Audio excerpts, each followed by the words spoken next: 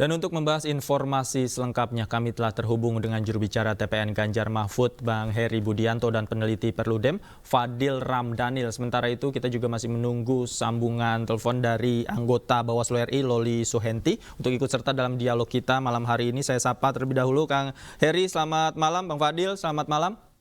Selamat malam, Assalamualaikum. Waalaikumsalam.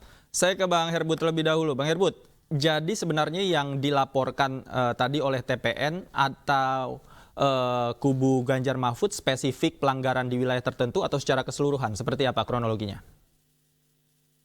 Ya, secara umum seperti yang disampaikan oleh Bang Ifdal Kasim, ada 3 yang kami laporkan. 1 di Takalar, ya, Sulawesi Selatan, dan 2 di Sumatera Utara, di Kabupaten Batubara dan Medan.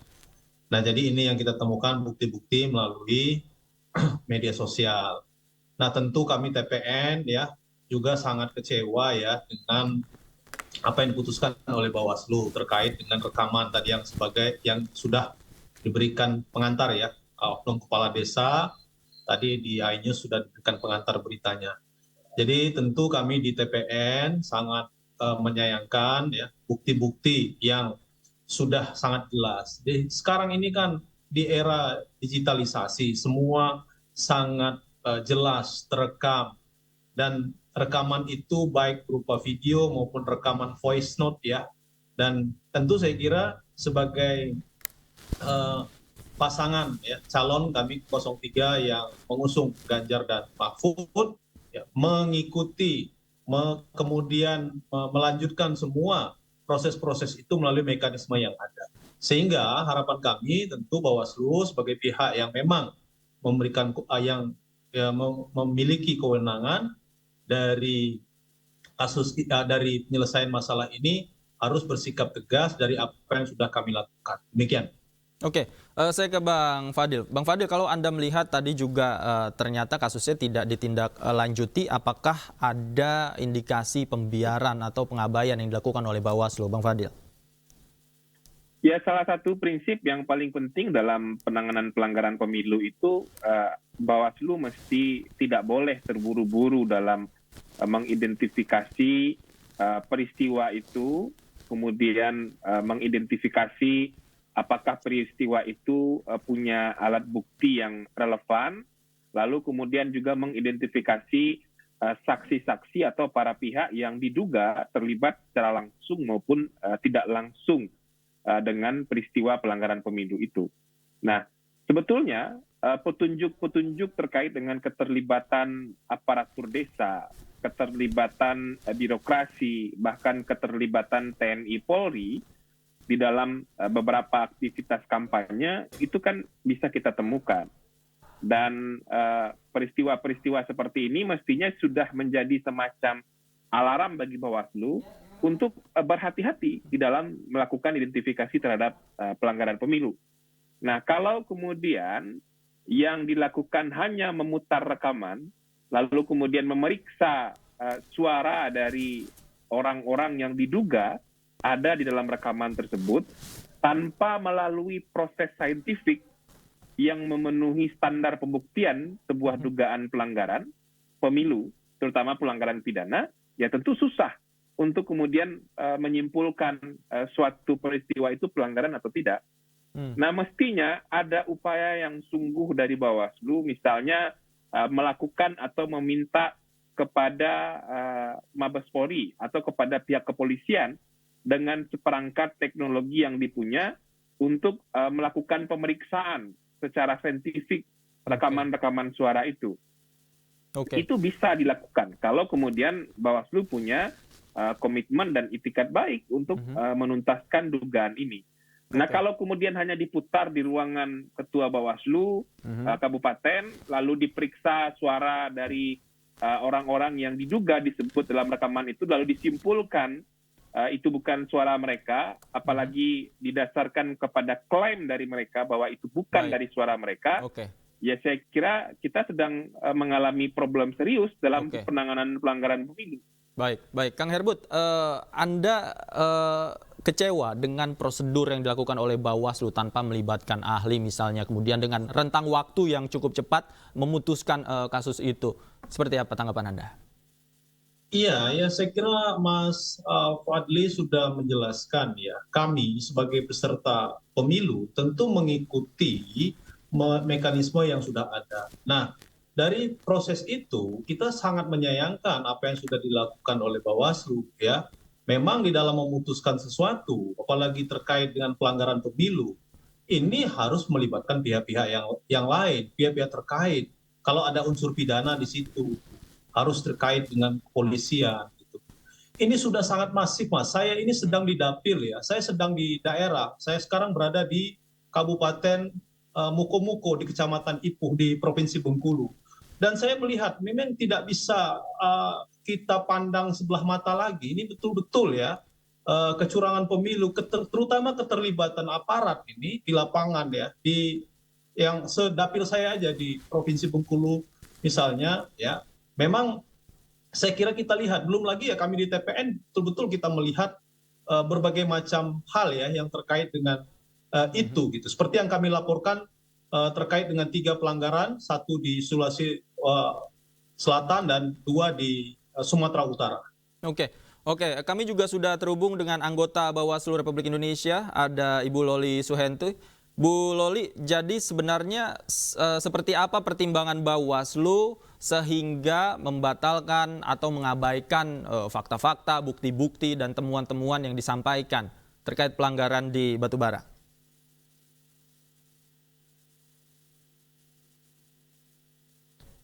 Bu Loli masih di mute, mohon maaf audionya.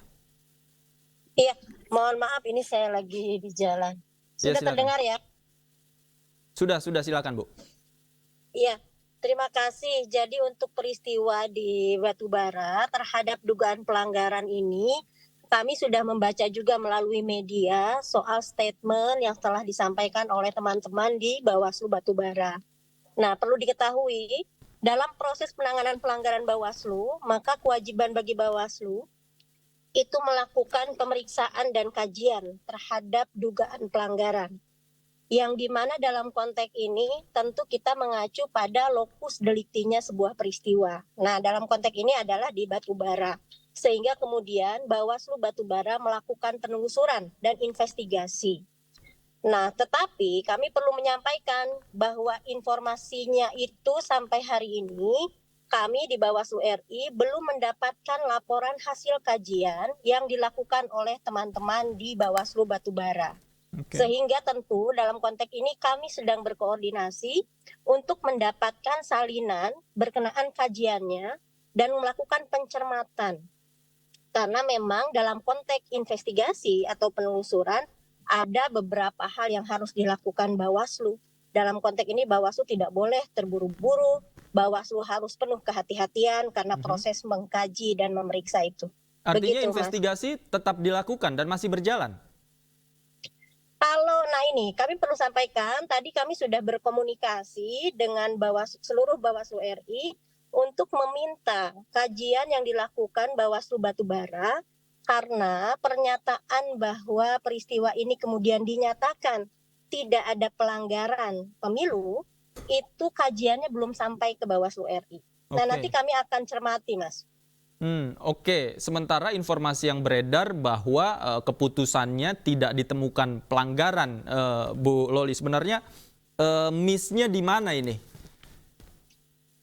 Nah ini kalau ditanya miss-nya di mana, sesungguhnya ketika Bawaslu melakukan pemeriksaan atau mengkaji sebuah peristiwa dugaan pelanggaran, di mana tempat peristiwa itu terjadi, maka karena kami lembaganya bersifat hierarki, maka Bawaslu setempatlah yang melakukan upaya penelusuran dan investigasi.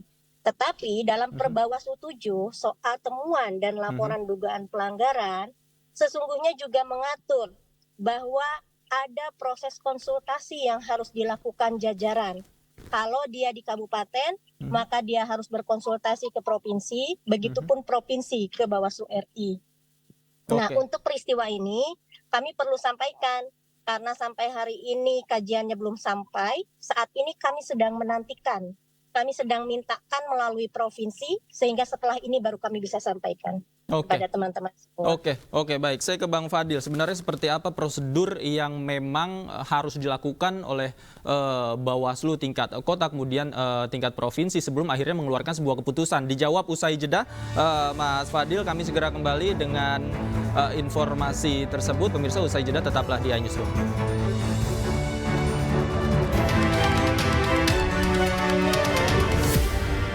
Kembali di Newsroom, pemirsa, saya masih bersama dengan sejumlah narasumber. Saya ke Bang Fadil, tadi saya utang pertanyaan. Bang Fadil, jika kita cermati apa yang terjadi, tadi ada miskomunikasi dikatakan oleh Bu Loli, apa yang bisa dilakukan agar upaya pelanggaran ini tetap diproses dan tidak menguap begitu saja? Semua kita saya kira paham ya bahwa tantangan pemilu 2024 ini menghadapi isu netralitas aparatur sipil negara, kepala desa, aparat keamanan, dan termasuk juga aparat kepolisian. Semua kita paham terhadap situasi itu, dan Bu Loli pasti juga sangat memahami situasi ini. Dan oleh sebab itu menurut saya penting ada upaya yang lebih strategis dan kehati-hatian bagi teman-teman di Bawaslu dalam menghadapi pelanggaran ini. Bisa saja ada keterburu-buruan oleh teman-teman Bawaslu di kabupaten ya menghadapi situasi ini ya, karena mereka sangat dekat dan sangat berada dalam titik perpusaran pelanggaran itu terjadi. Ada kemungkinan adanya tekanan, ada kemungkinan adanya desakan dari pihak-pihak yang tidak nyaman dalam proses penanganan pelanggaran ini. Nah, saya kira langkah yang tadi disampaikan oleh Bu Loli untuk dengan segera ya mendesak kepada Bawaslu Kabupaten untuk memberikan hasil kajiannya, dan itu menjadi sesuatu yang awal dan penting untuk dilakukan segera. Kalaulah memang misalnya ada kajian yang tidak memadai, ada upaya penanganan pelanggaran yang belum maksimal, saya kira itu bisa di take over oleh Bawaslu RI dan nanti dikoordinasikan melalui Bawaslu Provinsi. Kita tentu paham secara psikologis karena teman-teman Bawaslu Kabupaten Kota sangat dekat ya dengan sentral perseteruan dan pertempuran pemilu itu di lapangan. Apalagi ini dugaan pelanggaran yang berkaitan dengan penjabat kepala daerah, berkaitan dengan aparat kepolisian, berkaitan dengan aparat keamanan. Tentu ini tidak mudah menghadapi situasi di lapangan dan kita semua paham terhadap kondisi itu. Nah, oleh sebab itu supervisi dan koordinasi dari Bawaslu RI dan atensi penuh dari Bawaslu RI dengan Bawaslu Provinsi saya kira menjadi jalan yang penting untuk ditempuh saat ini agar dugaan-dugaan pelanggaran seperti ini tidak selesai dengan tanpa penyelesaian yang memadai, Mas. Oke, baik, saya ke Bang Herbut. Bang Herbut, kalau apa yang dikatakan oleh Mas Fadil ini betul, artinya ada dugaan bahwa Bawaslu Batubara ini dalam tanda kutip tidak profesional, kemudian menghadapi tekanan-tekanan ini, bagaimana kemudian bisa menyelesaikan masalah-masalah dan pelanggaran-pelanggaran yang terjadi? Pendapat Anda? Ya, saya mendengarkan penjelasan dari Bu Loli tadi, ada sebuah harapan ya. Tentu saya kira apa yang sudah dilakukan oleh teman-teman di tingkat kabupaten, tadi ya mekanismenya tadi hierarki ya, kemudian dilaporkan ke provinsi, dan saya kira kajian mendalam perlu dilakukan lebih tegas ya teman-teman di Bawaslu RI. Nah, tentu saya kira memang arena pertempuran yang sesungguhnya yang kami rasakan ya itu betul-betul terjadi di level bawah ya, di kabupaten, di kecamatan dan seterusnya. Jadi saya kira memang nah ini secara menyeluruh menurut saya Bawaslu, karena memang soal netralitas ini bukan lagi menjadi isapan jempol, ini sudah betul-betul terjadi. Tadi saya katakan bahwa ini sangat masif terjadi. Di era digitalisasi hari ini rekaman begitu mudah kita dapat dan begitu mudah viral di media sosial. Dan kalau kajiannya tidak secara mendalam dilakukan oleh teman-teman Bawaslu, tentu saya kira ini tidak akan bisa ditegakkan aturan mekanisme sebagaimana mestinya. Kenapa? Karena memang betul-betul di lapangan. Saya katakan, saya berada di dapil dan saya melihat gitu, saya bisa rasakan memang susah gitu. Ya, kita katakan bahwa hari ini misalnya ya kami di TPN terus melakukan satu kajian-kajian secara mendalam apa yang kita temukan gitu. Lalu kemudian kita berupaya melakukan mekanisme yang ada dengan melaporkan pelanggaran-pelanggaran terhadap ketidak netralan aparatur yang ada gitu. Nah, tentu kami menempuh jalur-jalur seperti ini. Kami tidak ingin terjebak dalam suasana wacana. Kami kami melalui Deputi Hukum melakukan langkah-langkah upaya hukum gitu untuk memproses ini. Nah, menurut saya gitu, teman-teman Bawaslu juga ya komitmen yang disampaikan tadi atau informasi dulu ya, saya kira yang disampaikan Bu Loli betul-betul dilakukan kajian mendalam. Kalaulah nanti ditemukan ya keterburu-buruan, lalu kemudian betul-betul kajian mendalam dilakukan oleh Bawaslu RI terhadap apa yang dilakukan oleh Bawaslu di tingkat kabupaten, saya kira ada mekanisme berikutnya yang dilakukan. Bila perlu sampai ke DKPP dan seterusnya, karena memang ini harus ditegakkan gitu. Demokrasi ini harus betul-betul ditegakkan. Demokrasi ini harus berjalan secara sehat gitu. Ya, kita betul-betul ya dari pasangan 03 ya, betul-betul kita ingin apa yang dilakukan kontestasi hari ini itu dilakukan secara fair, dilakukan secara jujur dan adil. Tidak ada intervensi, tidak ada, saya katakan misalnya di panggung depan dikatakan aparat harus netral, tapi di panggung belakang pada level bawah justru tidak sama dengan apa yang disampaikan oleh pimpinan pemerintahan. Nah, ini menurut saya satu hal yang perlu kita cermati, dan tentu saya kira Bawaslu RI memegang peran yang sangat penting dalam hal ini. Oke.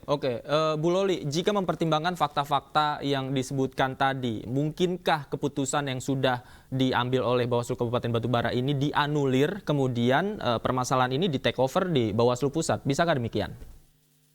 Pertama, dalam konteks penanganan pelanggaran, satu hal yang kami sampaikan ke jajaran adalah tidak boleh keputusan diambil karena tekanan. Baik tekanan secara di dunia nyata maupun tekanan netizen. Karena tidak semua informasi yang viral itu benar. Itu kan harus kita membutuhkan kehati-hatian. Yang kedua yang kami sampaikan juga, dalam seluruh proses penanganan pelanggaran, konsultasi itu dilakukan ke jenjang di atasnya supaya tidak ada kesalahan keputusan yang diambil. Yang ketiga yang kami sampaikan ke mereka juga, dalam konteks penanganan pelanggaran sesuatu yang sifatnya sudah viral, maka pastikan kehati-hatian dalam memutuskan. Nah, dalam konteks jika jajaran di bawah lalu keputusannya keliru, tentu dalam hal ini Bawaslu RI punya kewenangan untuk melakukan peninjauan. Tapi tentu saja peninjauan ulang ini kami harus dalami dulu berkenaan dengan upaya yang sudah mereka lakukan. Jadi kan kajiannya nanti kita lihat seperti yang Bang Fadli bilang tadi, apakah sudah komprehensif? Kalau belum, bisa nggak di take over? Bisa, karena di Bawaslu mengenal mekanisme pelimpahan atau pengambil alihan. Jadi di kami ada dikenal mekanisme itu. Jika memang saat ini kan kami sudah melakukan koordinasi ya, mudah-mudahan dalam waktu yang tidak lama sudah segera mendapatkan kajian, maka ketika kami cermati dan menemukan fakta-fakta, misalnya kajian belum dalam, dibutuhkan investigasi lanjutan, maka tentu Bawaslu akan mengambil langkah-langkah berikutnya nanti dalam pleno kami. Oke, tapi kalau melihat dalam konteks ini prakondisinya Bawaslu Batubara ini kan satu tidak melibatkan ahli, kemudian waktu untuk memutuskan hal ini terkesan terburu-buru, kemudian mereka hanya mendengarkan rekaman-rekaman suara berdasarkan hal itu. Apakah sudah cukup untuk menjadi prasyarat untuk diambil alih oleh Bawaslu Pusat, Bu Loli? Nanti kita lihat Mas, karena sampai saat ini kami kan belum baca kajiannya ya. Kalau kami mencermati pernyataannya di media, dinyatakan bahwa mereka kemudian bisa mengidentifikasi bahwa suara termaksud bukan suara yang didugakan. Nah, tentu dalam konteks ini semua orang tahu Bawaslu tentu saja punya keterbatasan, misalnya soal alat untuk mengidentifikasi soal suara ini asli atau tidak. Kan kita sama-sama tahu Bawaslu tidak punya kemampuan di situ karena harus melibatkan banyak orang. Tapi sekali lagi begini, kajian akan kami dalami dulu. Begitu prosesnya ternyata fakta-fakta yang digali tidak kuat, hasil investigasi tidak komprehensif, maka tentu Bawaslu akan mengambil langkah berikutnya. Tapi yang dalam hal ini penting juga adalah publik juga bersabar. Dalam proses ini bersabar untuk bisa membuat situasi tetap kondusif. Kenapa? Karena sebetulnya yang menyampaikan soal maraknya dugaan ketidaknetralan ASN misalnya ya, atau aparat yang tadi disampaikan oleh teman dari TPN 03, tidak sekedar dari TPN 03 laporan itu masuk. Jadi kami perlu sampaikan soal dugaan ketidaknetralan ini masuk dari banyak sekali kalangan. Nah, karena itu maka Bawaslu akan melakukan kajian. Jika terbukti, tentu kami akan merekomendasikan untuk bisa ditindaklanjuti oleh institusi terkait ya. Nah, kami perlu menyampaikan juga bahwa sesungguhnya Bawaslu itu sudah mengeluarkan banyak sekali rekomendasi berkenaan dengan pelanggaran yang dilakukan. Tapi karena dia hukum lainnya, maka dia diteruskan kepada instansi terkait. Kalau teman-teman ASN tentu kami harus ke Kemendagri, misalnya seperti itu. Oke, kapan ada tenggat waktu yang ditentukan kapan kira-kira kasus ini akan selesai? Kalau dalam mekanisme kami, Mas, penelusuran atau investigasi itu dilakukan paling lama 5 hari. Oke. Lalu ada kewajiban jajaran di bawah melaporkan ke setingkat di atasnya. Setelah dicermati di atas ternyata membutuhkan investigasi lanjutan, maka dia bisa melakukan investigasi lanjutan. Baik. Nah, seperti itu prosesnya. Baik. Kita akan kawal terus bagaimana nanti tindak lanjut prosesnya seperti apa. Terima kasih Bu Lely Suhenti, anggota Bawaslu RI, Mas Heri Budianto juga terima kasih, Mas Fadil Ramdhanil. Terima kasih banyak sudah meluangkan waktu bersama kami di iNewsroom. Selamat malam, sehat selalu.